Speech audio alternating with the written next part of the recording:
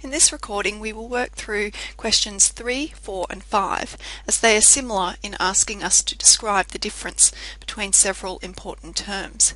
For question 3 we have to answer what is the difference between a sample and a population.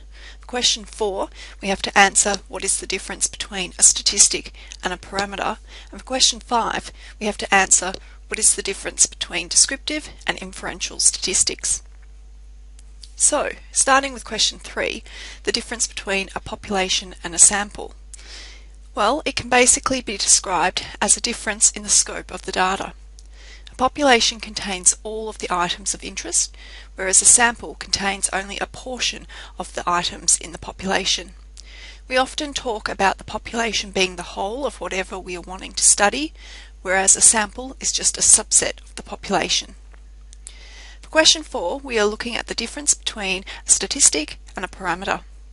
A statistic is a summary measure describing a sample, whereas a parameter is a summary measure describing an entire population.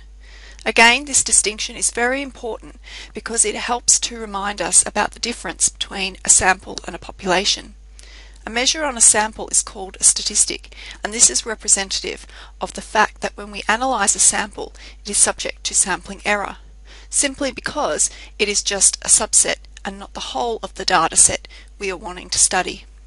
Whereas if we did have a population data set, any measure of this data is called a parameter to reflect that it is indeed a measure of the population. Question 5 asks us to look at the difference between the two major areas of statistics. Descriptive statistics involves methods for the collection, presentation, summarization and analysis of data, whereas inferential statistics deals with decisions arising from the projection of sample information to the characteristics of a population. So basically using a sample to then draw conclusions about the population.